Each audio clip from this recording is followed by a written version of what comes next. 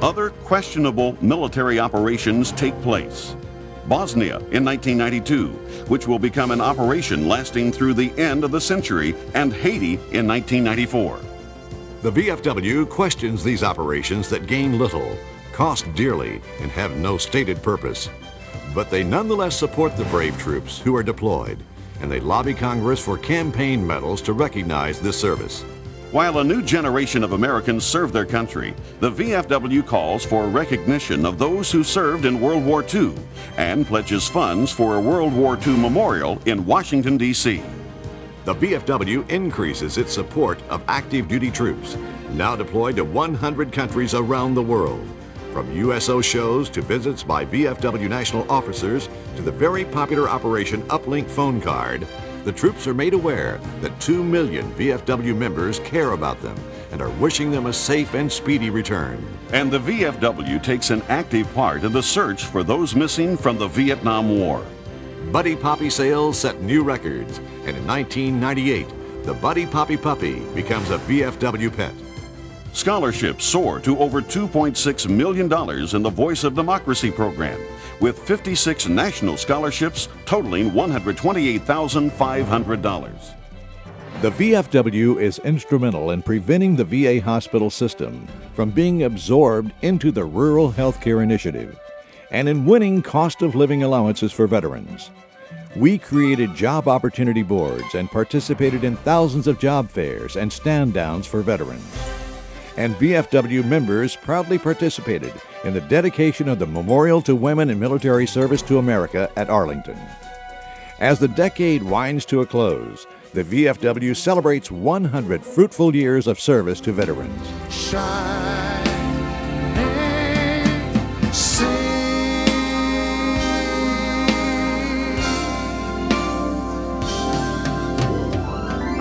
God bless America, and God bless the VFW. Thanks for letting me be a part of this.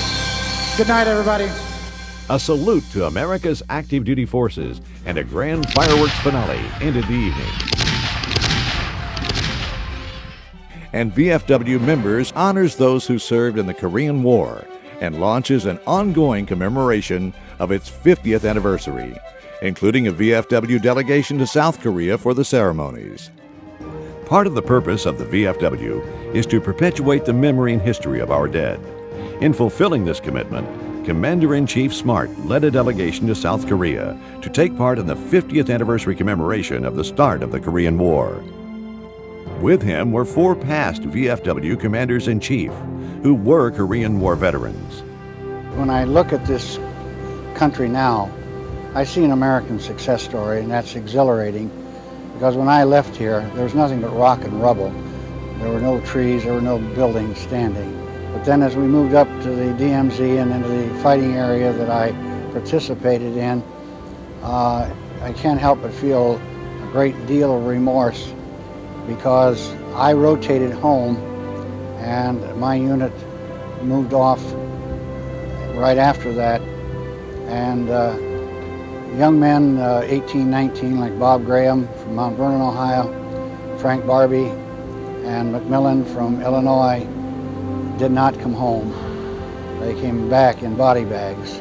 Probably the most emotional, least heartfelt moment of the weekend that we spent here during the 50th anniversary of the Korean War was the ceremony yesterday at the memorial, where we had the South Koreans, the Allied forces, everyone who participated in the campaign in Korea coming together. We felt a camaraderie, at least I felt a camaraderie with the same forces that came back yesterday, very clear. To see the deep respect and that the people in Korea have shown to us as for Korean veterans, it's really touched me. The ceremonies that we've been through, the wreath layings, yeah, they've brought back some of the old feelings, and it's just it's been good to be back here, and hopefully we'll be around to see a lot more good things happen on the peninsula.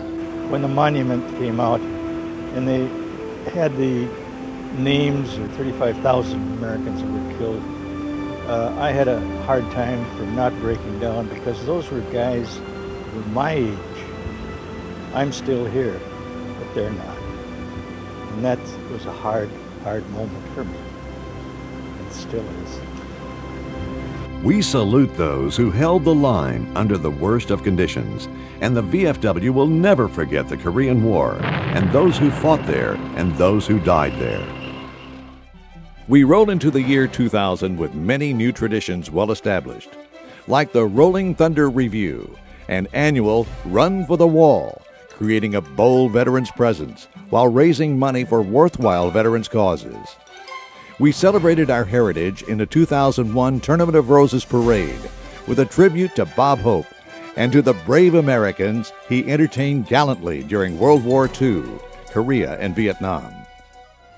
New Year's Day, 2001. A spectacular 40-foot animated figure of Bob Hope is the focus of the VFW's float, entitled The Road to Freedom. And in a history-making event, for the first time ever, the Parade of Roses stops. And the Army Golden Knights parachute team makes its precision landing by the float, right in front of the reviewing stand. The spectacle captures the eyes and the hearts of the million watchers along the parade route, and 350 million more television viewers around the world. Little did we know that the old order was about to be changed by new threats and a new kind of war those veterans would never have imagined. On September 11, 2001, the world changes forever.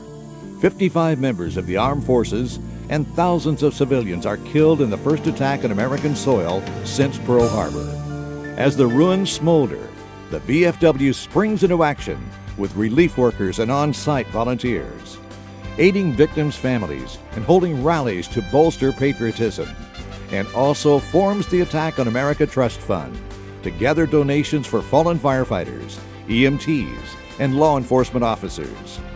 Within weeks, the President tells the nation that the 9/11 attacks were perpetrated by Al-Qaeda, a terrorist group whose leadership is harbored by the Taliban government in Afghanistan.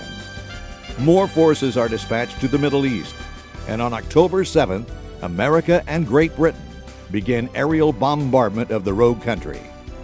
In the shadow of the Statue of Liberty, VFW members, auxiliary servicemen and women, and civilians celebrate America and the passion for freedom that burns within our hearts. No one, and I repeat, no one can intimidate us to give up our freedoms. And that's why we're here today. We are asking a lot of our men and women in the military. They have been tasked with a difficult and dangerous mission. It is up to us to provide them with the support as they go about, and I'm supposed to say cleaning their clocks, but I'm going to say kick their asses of the Al-Qaeda, the Taliban, and the terrorist cells.